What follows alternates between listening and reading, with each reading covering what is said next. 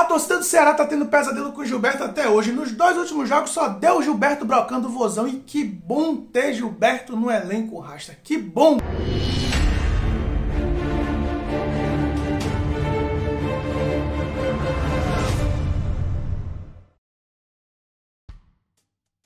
E aí, Rasta? Esse é o canal Barrudo, seja bem-vindo. Eu sou o Veloso e vou falar do Bahia, que nesta quarta-feira, mais conhecida como ontem, às 19 horas na Arena Fonte Nova, o Bahia encarou a equipe do Ceará pela 23ª rodada do Campeonato Brasileiro, rodada atrasada, e foi empate. Um para cada lado, Bahia 1, Ceará 1, e que jogo, meus amigos! Como é bom a gente assistir um clássico. Um clássico é uma partida diferenciada.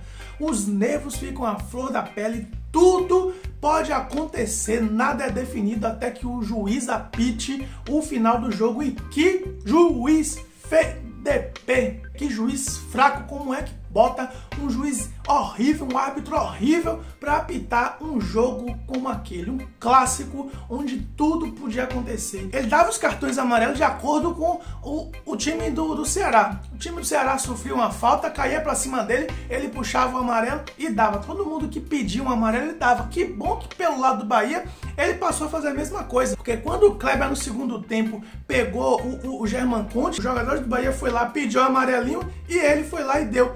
1 minuto, quase 2 minutos depois, ele comete uma falta novamente por trás, em cima do Patrick de Lucca, que ele não ia dar o cartão amarelo, não ia, ele ia regar ali, ficar de boa. Aí a torcida, os jogadores vai lá, pedem o amarelo e ele vai e faz o quê? Deu um amarelo, e que bom que deu amarelo. O Kleber, que sempre gosta de fazer gol no Bahia, quando ele entrou no segundo tempo eu já fiquei preocupado, mas saiu rapidamente, para sorte do tricolor que estava tomando pressão. O jogo foi eletrizante desde o primeiro minuto de jogo, Rasta. Já no primeiro segundo, 10 segundos de jogo, o Mendonça já chutou uma bola para cima do Danilo Fernandes, que fez uma ótima defesa. E o Bahia no primeiro tempo até que foi um time bem melhor do que o Ceará. Jogou pra caramba, poderia ter abrido o placar numa bola que o senhor Nino Paraíba encontrou a trave. Uma outra falta cobrada pelo Juninho Free Fire, que foi na direção do gol. Olha só, o Juninho Free Fire cobra uma falta que vai na direção do gol com perigo. Não com tanto perigo assim, mas foi na direção do gol, que ótimo. Enfim, o Bahia no primeiro tempo massacrou a equipe do Ceará, mas a equipe do Ceará voltou para o segundo tempo muito melhor do que o Bahia, e acabou abrindo o placar no estilo Ceará de jogar futebol. Veio ali no totozinho e o Mendonça fez um gol interessante. Se ele talvez desse mais um passo antes de chutar aquela bola, o Danilo Fernandes talvez se recuperasse, mas ele surpreendeu o goleiro do Bahia quando ele simplesmente no alto ainda dá um toque na bola com força, quase que um bico, e a bola vai na direção do gol. 1-0 para os caras. Eu fiquei preocupado porque 8 minutos do segundo tempo, o time do Ceará, que já gosta de jogar todo fechadinho, ia se fechar todo, não ia querer mais jogar futebol. Mas aí, Racha, nós temos Gilberto. Nós temos para o azar do Ceará, Gilberto. E que bom ter Gilberto no elenco, Racha. Por mais que a gente faça críticas a Gilberto quando ele fica naquele modo apagado, eu costumo chamar ele de atacante vagalume. Um jogo ele tá aceso e outro ele tá apagado, mas ultimamente ele tem estado mais aceso do que apagado, e graças a Gilberto, que encontrou uma posição para chute que ele gosta de fazer, ele já fez vários gols naquele estilo ali. 3 minutos depois que o Bahia tinha tomado o gol. Isso foi bom, isso foi muito bom, porque não deu tempo do Bahia ficar ansioso. O Gilberto resolveu a parada e a gente poderia ter virado o jogo com o Raí, que eu não considero que o Raí tenha perdido aquele gol. O goleiro foi muito inteligente de ter crescido para cima do Raí, e ele ficou praticamente sem ângulos. Qualquer outra opção ali dele era voltar a bola para o lado ou tocar para outra pessoa, que eu não sei se tinha outra pessoa. Então ele tentou o chute e não foi feliz, mas tinha que tentar, porque se ele de repente jogar para trás, a gente perderia uma grande chance de chutar pro gol. Vai que o goleiro falha, vai que o goleiro aceita aquela bola. Então o Raí fez certo, mas não foi feliz, e o Bahia ficou com 1-1 no placar. Mas o Ceará foi bem melhor no segundo tempo. O Ceará ficou ali remoendo o Bahia, o jogo ficou lá e cá. O Bahia atacava, o Ceará devolvia, o Ceará atacava, o Bahia devolvia. O jogo ficou muito perigoso, ficou com cara de clássico realmente o segundo tempo. E que bom assistir um jogo de futebol nesse nível.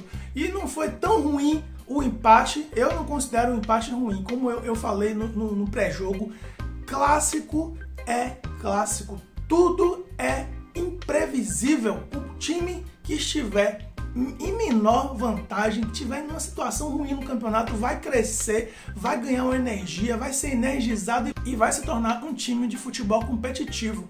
E o Ceará foi esse time de futebol competitivo e que ficou muito, em alguns momentos no segundo tempo, à frente do Bahia em termos de futebol, de vantagem, de criação, de amassar o Bahia, mas depois que o Clebão, cabeça pequena, entrou e resolveu a parada pro nosso lado, aí o Bahia acabou tendo uma certa tranquilidade, porque o Ceará não ia jogar mais, não quis jogar mais, e aí o Bahia não aproveitou a superioridade numérica. O Bahia ficou tentando alçar a bola na área, talvez se chutasse fora da área, como o Gilberto fez, tivesse melhor opção, mas o Bahia não tem bons chutadores de fora da área. Talvez o Raí fosse esse cara, o próprio Rodagega tentasse também de fora da área, mas o Bahia não tem um jogador que chute bem de fora da área como o Gilberto. O Bahia já acertou algumas bolas de fora da área aleatoriamente. O Nino Paraíba já fez gol de fora da área em um momento aleatório, inclusive nesse jogo fazer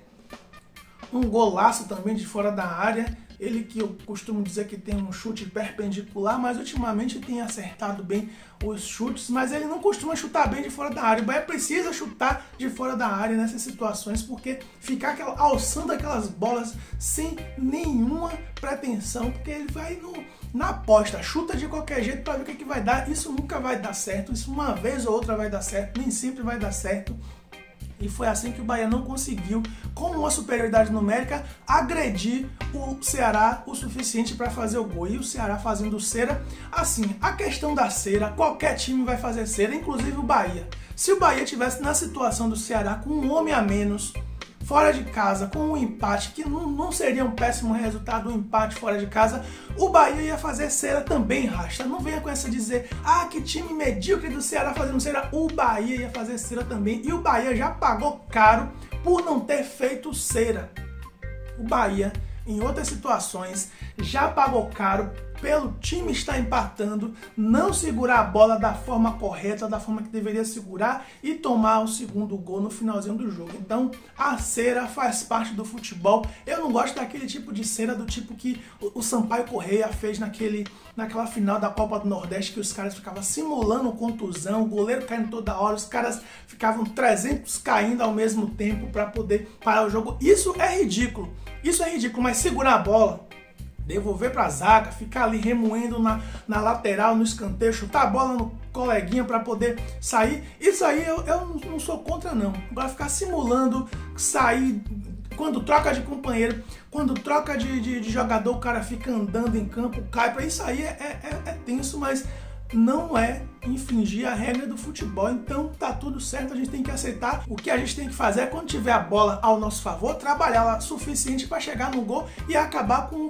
a festinha do time adversário. Vocês lembram que na semifinal da Copa do Nordeste o goleiro do Fortaleza ficou fazendo cera para o jogo acabar para ir para os pênaltis e pagou caro por isso. Então a vida é assim, uma hora vai dar certo, outra hora vai dar errado. Não sou contra a cera no futebol, desde que ela seja feita de forma inteligente e respeitosa com o espetáculo que foi o futebol. O jogo de ontem foi um espetáculo, o resultado refletiu bem o que as duas equipes apresentaram. Não vou dizer que foi justo nem que foi injusto, porque isso não existe no futebol, mas foi o resultado do jogo.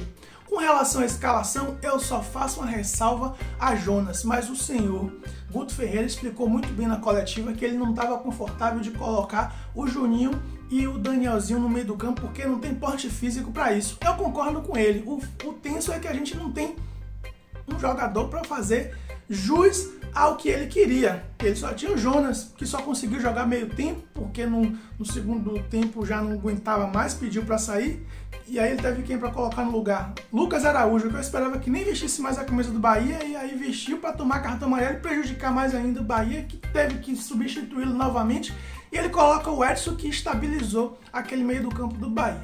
e com a saída do Clebão por cartão vermelho, o Bahia acabou tendo uma certa tranquilidade de dar sequência ao jogo sem ser mais incomodado pelo Ceará. Se tivesse 11 contra 11 em Rasta, nada estava definido. Nada estava definido. Mas, no final das contas, o empate, a gente pode dizer que foi um péssimo resultado por a gente estar jogando dentro de casa, no nosso território, na nossa residência. Mas para o que foi o jogo, o que as duas equipes apresentaram, o empate não pode ser considerado um desastre. Foi o resultado de um clássico. E clássico a gente tem que respeitar qualquer que seja o resultado, porque é clássico, Rasta. Bora Bahia, bora Barruts. Veloso fui.